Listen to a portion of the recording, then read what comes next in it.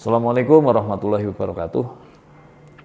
Saya dengan Mbak Vero di Jogja, di sebuah rumah ini. Mbak Vero ini seorang relawan dan seorang mualaf. Relawan kanker, tepatnya gitu ya, Pak? Ya.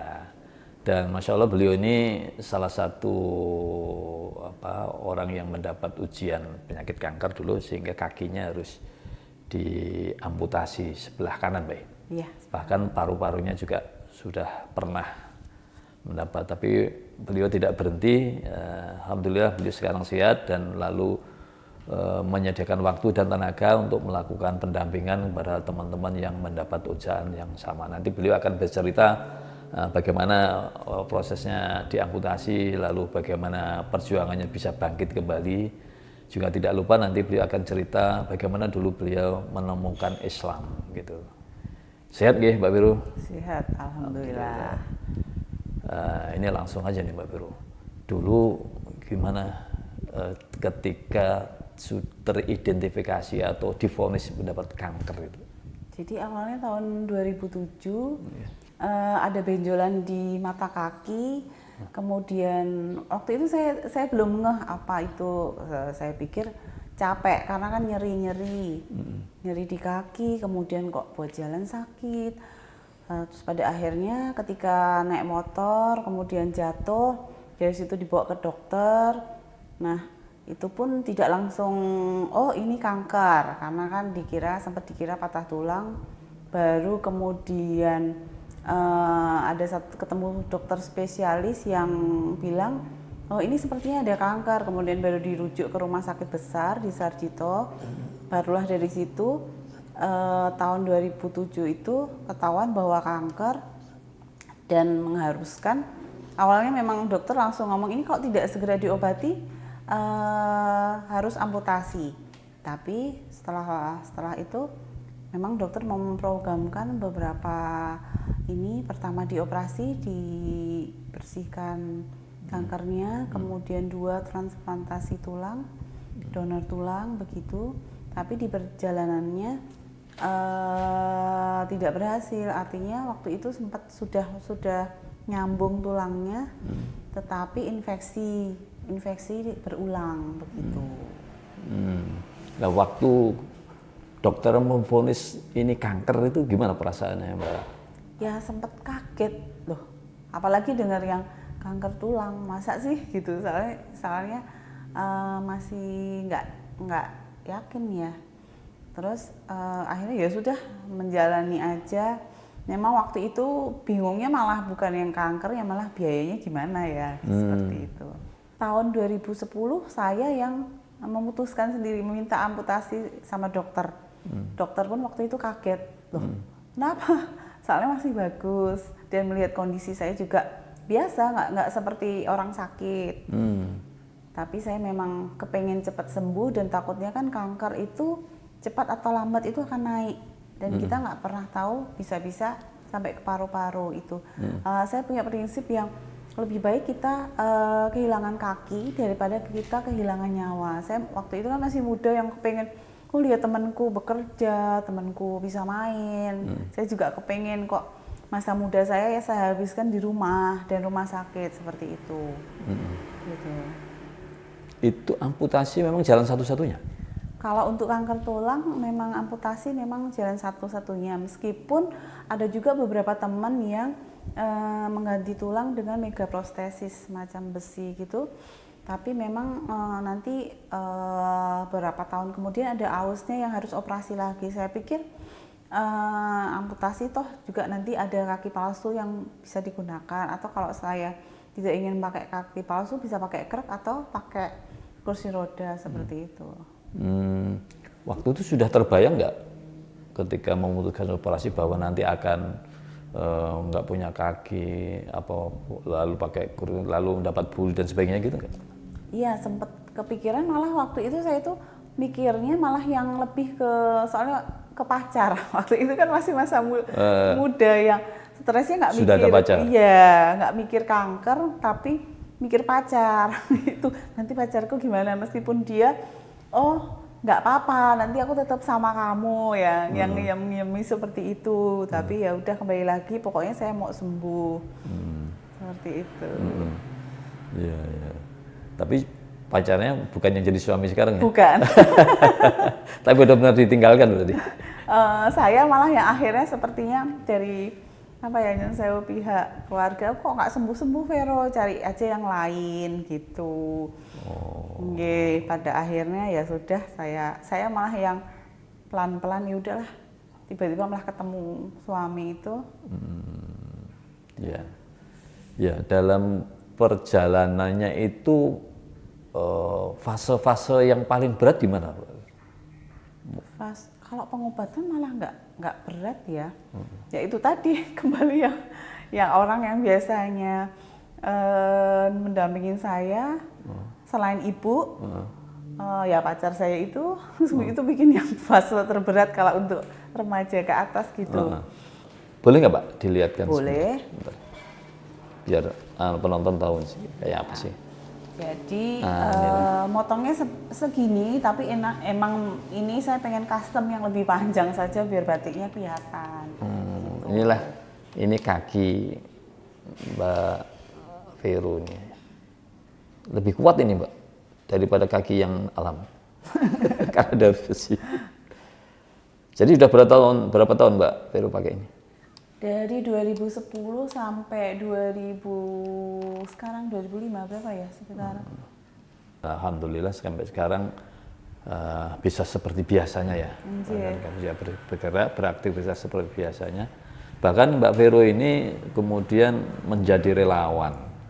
Gimana Mbak ceritanya kemudian memutuskan jadi relawan? Jadi waktu itu saya malah belum lama amputasi, kemudian ada teman di samping kamar Bangsal itu ada yang mau amputasi tapi tidak mau, kemudian dari perawat tuh bilang tuh ada yang mau amputasi tapi nggak mau, sudah menandatangani penolakan amputasi. Kemudian saya diminta perawat, awalnya memang diminta perawat untuk memotivasi. Ya udah dari situ saya yang masih diblebet yang seperti itu, kemudian perkenalan, motivasi bahwa saya barusan amputasi dan amputasi tidak seperti yang orang pikirkan serem yang atau apa, tapi memang karena kepengen sembuh gitu. Dari situ kemudian berlanjut sampai sekarang, biasanya dari rumah sakit atau ada teman-teman yang apa namanya, oh ada yang pasien nih yang kanker tulang, ataupun kadang juga nggak kanker tulang juga saya diinfokan yang teman-teman yang kecelakaan harus amputasi. Biasanya mereka nggak ada gambaran bagaimana sih amputasi itu, terus gimana sih kehidupan setelah amputasi, seperti itu biasanya. Karena rata-rata orang tidak ada contoh yang nanti gimana kerjaanku, bisa nggak, terus kemudian bisa nggak berkeluarga. Nah dari situ saya bercerita bahwa kalau menjadi difabel itu bukan halangan, bisa berkeluarga, bisa bekerja. Toh sekarang juga banyak perusahaan yang bisa menerima difabel. Gitu. Jadi memberikan apa? Jadi Mbak Vero ini wanita panggilan untuk menguatkan teman-teman yang mendapat musibah gitu, ya? Ya betul. Nah, pernah punya cerita nggak Pak selama mendampingi teman-teman itu? Pernah. Waktu itu yang paling susah memang ketika memotivasi dan keluarga besar, bukan keluarga inti, jadi keluarga besar tidak memperbolehkan untuk amputasi. Dan kemudian saya kan masih menjalani silaturahmi, gimana kabarnya, gimana, nggak dibalas, bahkan ada yang mungkin kata-katanya tidak enak gitu. Itu yang ya sudah, pada akhirnya saya nggak lanjut untuk berkomunikasi. Tapi setelah setahun 2 tahun kemudian si anak kembali lagi ke Sarjito dan kemudian bertemu lagi dan akhirnya akhirnya amputasi. Dan itu yang membuat saya memang jalannya harus seperti itu, dan anaknya juga sekarang baik, sehat gitu. Tantangannya apa kalau menjadi relawan seperti ini? ya motivasi sih, mengasih tahu orang tua maupun ke pasien bahwa pengobatan kanker itu kan kalau kanker itu nggak cukup dengan kemoterapi biasanya, itu juga jadi kendala yang nanti kalau kemoterapi nanti bisa menyebar, nanti meninggal, operasi pun jadi itu yang harus kita beritahu ke keluarga dan pasien sendiri bahwa memang jalannya seperti itu, dan itu cuma mitos-mitos yang memang harus kita ini dibayang oleh ketakutan itu ya. Iya, memang kalau kemoterapi kan rambutnya rontok, terus nanti ada kalanya tidak doyan makan karena efek kemo yang menimbulkan mual itu. Terus nanti kalau amputasi, setelah amputasi kaki, potongan kaki itu namanya stam. Stam kita itu nanti apa ya, geter-geter apa ya, gremeng-gremeng gitu yang berasa masih ada kakinya. Jadi mau garuk itu jauh banget, padahal sudah tidak ada kakinya. Terkadang ada beberapa orang yang kok anak saya teriak-teriak ya Mbak, ya memang seperti itu. Sebenarnya nggak selalu dengan teriak-teriak, mungkin respon orang beda-beda. Dan saya kasih tahu itu lumrah, karena nanti berjalannya waktu pasti akan nyaman gitu. Orang kita aja contoh kena pisau aja kok nggak enak ya, kok sakit. Nah, apalagi yang amputasi. Jadi apa namanya, sering-sering ngasih tahu bahwa begini nanti amputasi, terus untuk apa ya namanya, biasanya orang pasti akan melihat kita melihat yang kok kakinya nggak ada, pasti di mana-mana pasti akan dilihat orang. Saya juga ngasih tahu ke teman-teman adik-adik yang amputasi bahwa memang harus kuat, harus dalam artian kamu tuh hebat gitu, bisa melalui semua, nggak apa-apa diliatin. Mungkin kita bisa gantian liatin balik, gitu. Ada beberapa anak yang memang waktu itu di les kita yuk ke mall sama-sama, diliatin dan anaknya cuek sekali. Aku diliatin Mbak, nggak apa-apa. Terus dia menunjukkan dengan prestasinya dan dia bisa, dan itu membuat saya yang senang sekali. Artinya dalam motivasi itu memang diperlukan, karena terkadang ketika di rumah sakit itu kan memang ada psikolog. Itu kan mereka tidak mengalami, jadi berbeda ketika kita yang berbicara seperti itu. Baik, sebagai relawan Mbak Vero ini apa mandiri itu, perseorangan gitu, atau ada lembaga yang memayungi dan rumah singgah yang sekarang kita dipakai untuk take video itu fungsinya seperti apa? Jadi awalnya sebelum ada rumah singgah ini memang saya sudah berjalan sendiri dengan teman saya yang kebetulan survivor kanker. Dari situ berjalan, kemudian saya pernah juga memiliki komunitas yang memang bergerak untuk teman-teman kanker dan kelainan darah, untuk anak-anak khususnya. Itu berjalan kemudian tapi ketika yayasan lain, Mbak ada yang butuh untuk motivasi, saya datang dimanapun butuhkan, kayak rumah sakit, yayasan lain.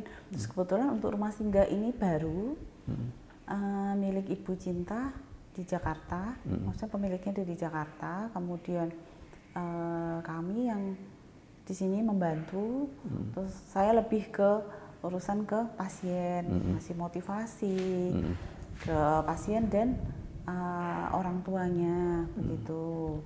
Jadi saya lebih sering di sini dan sekarang tambah di RS juga, seperti itu. Lalu fungsi rumah singgah ini apa? Jadi rumah singgah ini namanya Gria Karuna, diperuntukkan untuk adik-adik yang sakit atau teman-teman ya, masyarakat umum ya? Iya, tapi khusus untuk anak. Jadi anak itu dibatasin sampai usia 18 tahun, seperti di rumah sakit.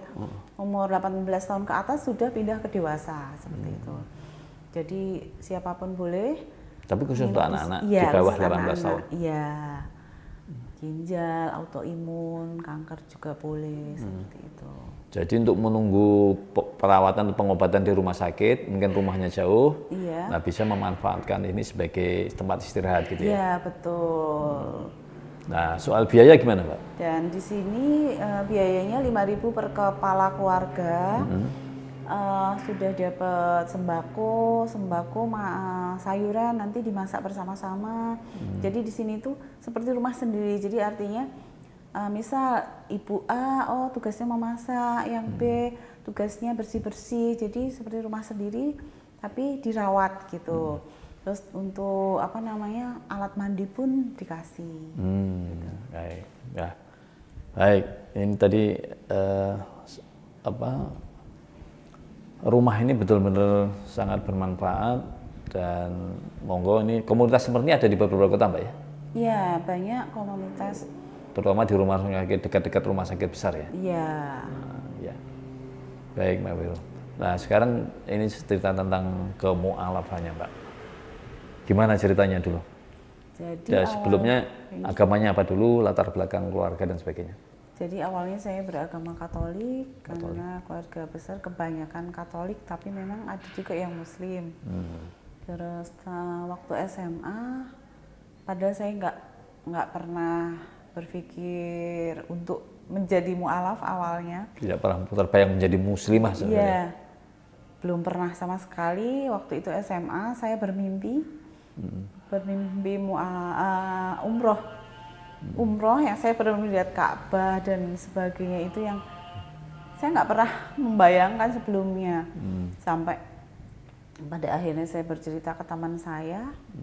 Terus waktu itu saya lagi main ke rumah teman saya, ada satu buku fikih wanita, saya pinjam. Iya, saya hanya ingin membaca-baca saja, sepertinya kok menarik gitu. Nah dari situ kemudian saya kok kepengen lihat-lihat Al-Quran itu apa, itu bertahap gitu.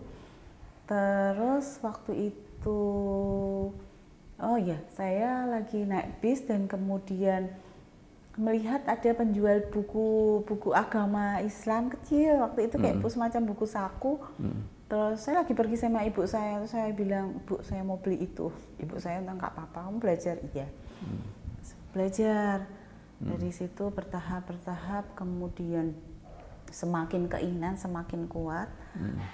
Waktu kuliah semakin kepingin, akhirnya memberanikan bilang ke ibu. Ibu pun nggak masalah, asal memang nggak dibuat main-main seperti itu. Terus kemudian saya bilang ke ada ibu angkat saya, bapak ibu angkat saya di Jakarta. Saya bilang kalau saya mau mu'alaf, padahal bapak ibu di Jakarta tidak pernah mengajak. Bapak ibu di Jakarta kebetulan Islam. Terus akhirnya bapak ibu memfasilitasi untuk mu'alaf.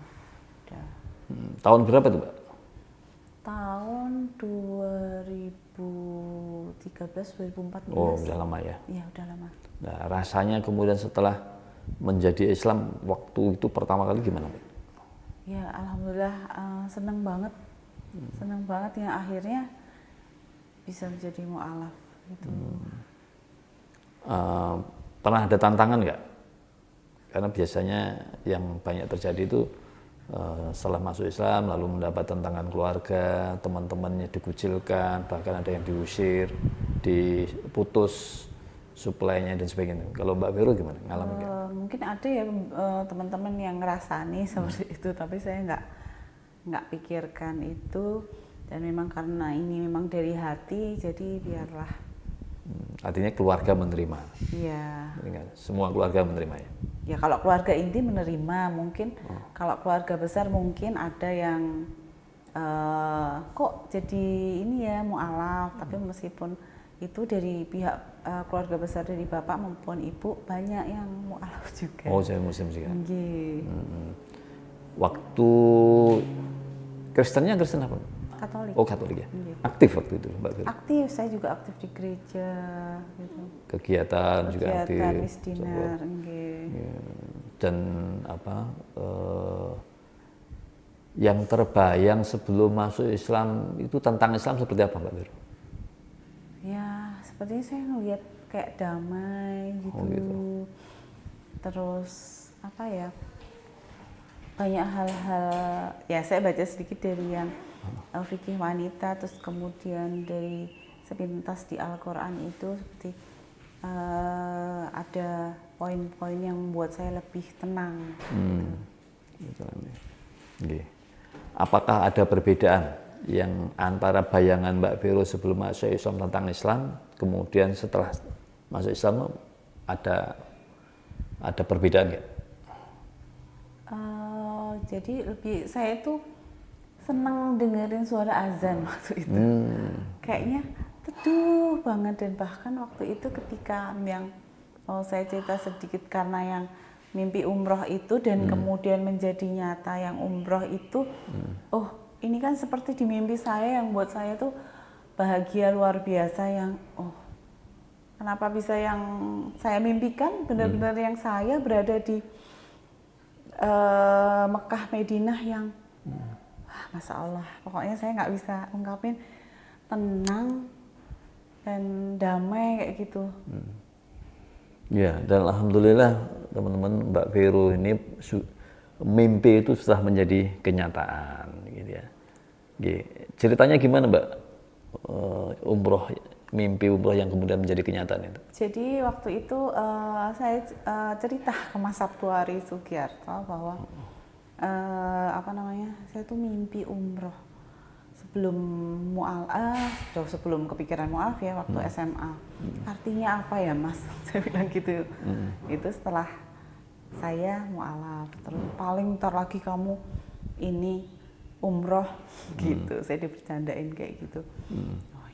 Tapi memang nggak ada bayangan, karena waktu saya kepikirannya kan kalau umroh itu orang harus memiliki ilmu untuk kesana, artinya udah baca-bacaannya, ilmu sudah punya dana. Iya, dana, baca-bacaannya sudah bisa, sholatnya udah fasih, udah bisa baca Al-Quran.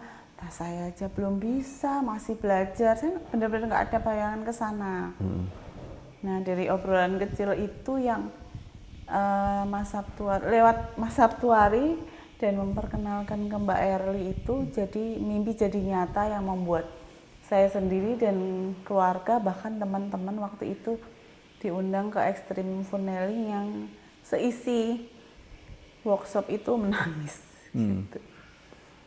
Di luar dugaan ya? Di luar dugaan, saya benar-benar tidak tahu, karena awalnya ini surprise kejutan kedua yang dibikin Mas Sabtuari itu dan disupport Mbak Erli, BL Kosmetik gitu. Kejutan yang kedua, yang pertama apa? Pertama adalah kaki palsu impian. Jadi saya pernah cerita ke Mas Sabtuari, saya tuh kepengen kaki palsu impian, tapi mahal banget. Saya menepis, sekarang kan eman-eman. Kalau beli kaki palsu itu berapa Mbak? 70 juta. Dan itu memang nyaman sekali. Oh, 70 juta. Iya. Itu, dan dilala waktu itu terakhir saya, Mas Sabtuari ada bikin kajian. Kemudian saya datang, habis dari situ kaki saya lecet, nggak enak buat jalan. Memang waktu itu saya memaksakan, padahal kaki palsu saya lagi nggak enak karena saya berkegiatan banyak. Waktu itu memotivasi di salah satu rumah sakit di Jogja, rumah sakit kecil. Jadi saya ada dua motivasi, di Sarjito dan rumah sakit kecil. Itu kan jalannya jauh, itu capek, dan malah kaki palsu juga sudah saatnya ganti, dan maksa malamnya ikut kajian. Di situ nggak bisa jalan, saya WA Mas Sabtuari, saya nggak bisa jalan, sakit banget, bengkak kakinya. Terus kemudian saya tanya, Mas, relawan itu boleh nggak sih galang dana atau minta bantuan orang untuk beli kaki, karena buat saya kaki palsu itu mahal. Saya nggak kepikiran kaki palsu yang mahal itu. Yang penting saya bisa pakai kaki palsu baru yang sesuai ukuran sekarang. Jadi memang pengguna kaki palsu itu berat badannya harus proporsional, maksudnya tidak boleh gendut karena nanti akan sesak. Dan kemudian Mas Sabtuari nggak apa-apa, relawan boleh kok gitu. Karena saya kan orangnya nggak enakan yang maksud sih relawan mencari bantuan. Saya lebih memikirkan adik-adik teman-teman yang membutuhkan bantuan gitu. Ya Mas, Sabtu hari tiba-tiba sharing ke Mbak Erli, nih ada yang butuh bantuan. Kalau bisa kamu bantu dan teman-teman dari member BL. Akhirnya dalam berapa hari terkumpul buat beli kaki palsu impian saya, ya bener-bener nggak nyangka bisa pakai kaki palsu itu. Gitu, itu memang bener-bener enak. Mas Sabtu bilang besok aku ke rumahmu. Saya nggak nyangka kalau Belum tahu itu ya? belum tahu, cuma saya pikir Mas Sabtu, Mas Sabtu main aja gitu. Ya udah, ternyata sama Mbak Erli. Terus dari situ bilang kalau mewujudkan mimpi saya kaki palsu. Terus akhirnya bisa enak nyaman buat motivasi ke rumah sakit. Kaget Mbak? Kaget sekali. Ternyata kejutannya itu. Dan yang kedua itu pun kejutan yang kedua pun Mas Sabtu besok datang ya ke ini workshopku sekalian belajar. Beliau bilang gitu ya. Ajak suamimu juga sama anakmu boleh. Terus saya pikir ya memang benar-benar belajar karena di situ kan teman-teman memang belajar gitu di workshop tersebut.